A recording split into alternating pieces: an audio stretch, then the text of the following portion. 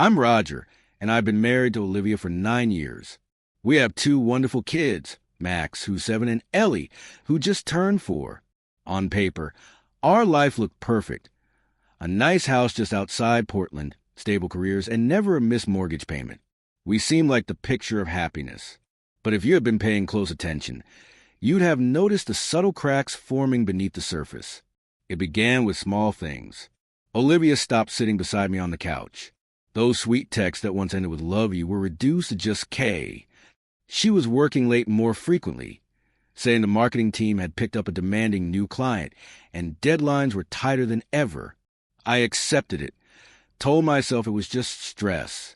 Then came the moment I called her office one Thursday evening just to hear her voice. Her coworker told me Olivia had left early. That stuck in my mind. Later that week, I passed by our bedroom and heard her laughing, a full, genuine laugh, over the phone. She didn't know I was there. I didn't ask who it was. I didn't want to seem paranoid. But something inside me started to watch, quietly observing without interfering. The following weekend, we attended a barbecue at our neighbor Sam's place. Olivia was glued to her phone the entire time. When I asked if everything was okay, she smiled without looking up, saying it was just work stuff. Later, Sam pulled me aside and asked quietly, "You and Olivia doing all right?" His question confirmed what I was already starting to suspect. She was somewhere else, emotionally distant. The breaking point came on a quiet Tuesday night. Olivia was asleep, her phone resting on the nightstand. I never went through her stuff, but something pushed me to pick it up. I pressed her thumb against the fingerprint sensor, and the phone unlocked right away. A message preview lit up. "Dylan, thinking about last weekend.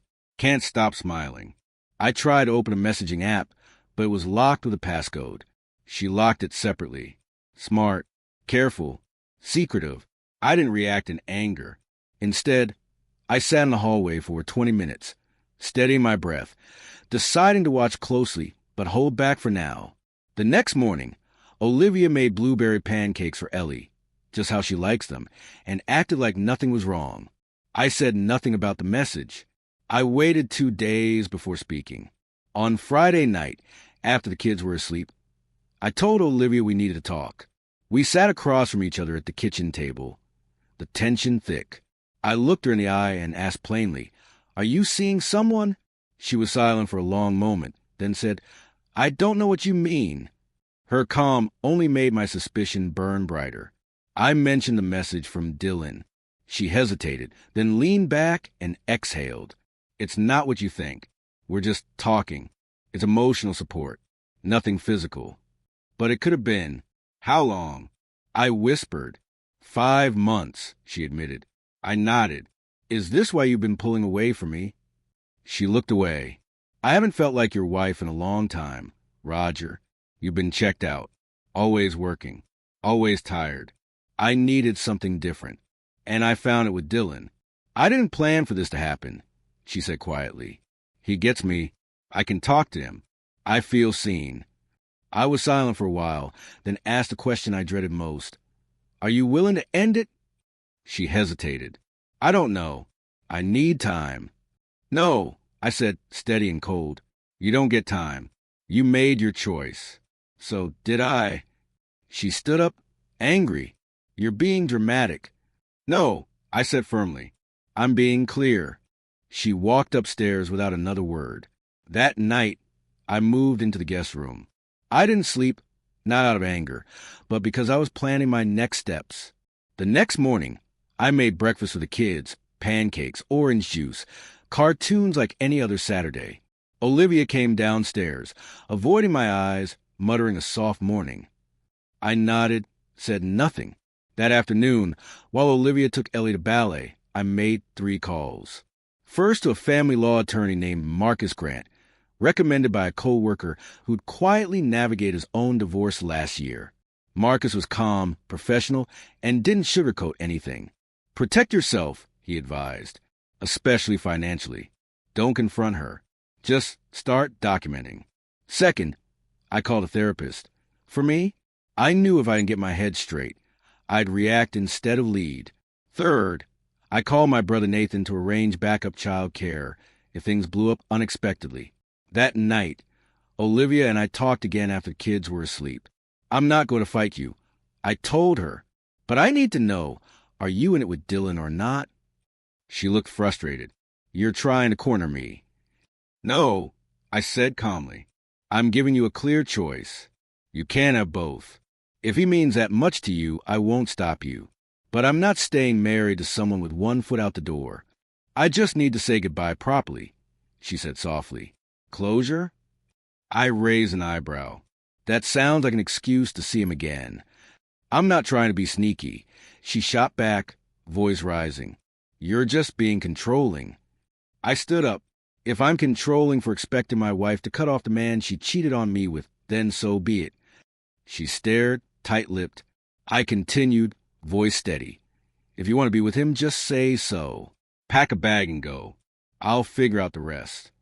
She didn't leave that night, but something inside her shifted, and something inside me hardened. For weeks, things were functional. Olivia agreed to cut things off with Dylan. She showed me the message, where she said goodbye and blocked his number. I wanted to believe it. But people who lie once often lie again. 10 days later, I walked into the laundry room and saw her phone lit up on the dryer. A notification popped up. Dylan, miss you. That song you sent me. Still thinking about it. The contact name had been changed to client work. I confronted her. You're still talking to him?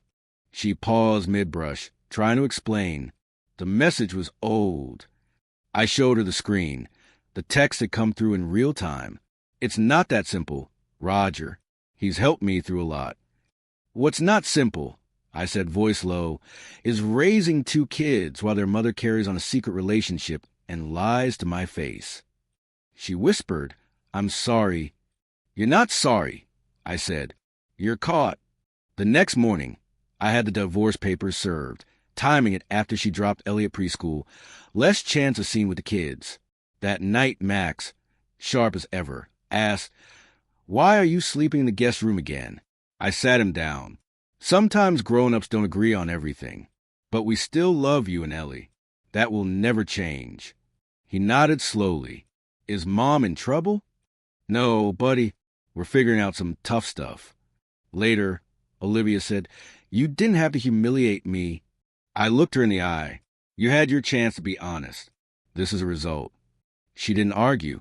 I didn't waste time feeling sorry for myself. I started waking up at 5:30 a.m., lifting weights in the garage before the kids woke. I accepted a promotion I'd been avoiding, not because I couldn't do it, but because I didn't have the headspace. I paid off a chunk of the mortgage early. Olivia noticed, but I didn't offer her explanations. We lived separate lives in the same house, keeping things civil for the kids until the legal side finalized. The arrangement was tense but polite. We took turns cooking, kept conversations of logistics, and avoided emotion. One afternoon, picking Max up from school, he said, You're happier now. I glanced at him. You think so? Yeah, he said. You laugh more. He was right. I'd started laughing again. At shows, jokes, small moments, not because I was healed, but because I was no longer living in the dark. Olivia, on the other hand, looked worn out and distracted. She started coming home later, never talking about where she'd been. I didn't ask. I didn't care. But I knew, if Dylan was still around, he wasn't stepping up. Not publicly, anyway. One night while folding laundry, she said, You know the kids are doing okay because of me, right? I folded Max's shirt and replied, They're doing okay because they have 2 parents who love them, and one of them hasn't been lying for 6 months. She said nothing. I kept going to therapy, pushing harder at the gym, adding muscle. I didn't touch dating apps. I didn't flirt. I didn't need to prove anything. People noticed, co-workers, friends, even Olivia's sister, Claire, whom I ran into at the grocery store. You look different, better. Thanks, I said, bagging apples. I feel better. I meant it, she said quietly. I was winning, quietly, and she could feel it. Max's 8th birthday was coming. Olivia and I agreed to separate celebrations, mine the weekend before, hers on the actual day. My party was simple, backyard games, cake, close family and friends. Max had a blast. He told me it was the best day ever. That was enough. 3 days later, Claire told me Dylan was coming to Olivia's party at her parents' house, the same backyard Olivia grew up in. I didn't react. I just nodded. She didn't tell you? Claire asked. No, I said. She didn't. Claire looked uneasy. Thought you should know. I said nothing to Olivia. Didn't argue, just made a plan. That Saturday morning, about 2 hours before the party, I stopped by unexpectedly. The kids were inside with their grandparents. I walked around the side and found Olivia and Dylan setting up balloons. The moment she saw me, her face froze. Dylan stiffened, holding paper plates like they were radioactive. Roger, Olivia said, voice tight, you weren't supposed to be here. I'm not staying, I said calmly, handing over Max's wrapped gift, just dropping this off. And I wanted to say hello. Dylan tried to smile, but I looked right through him. Enjoy the party. I turned to Olivia.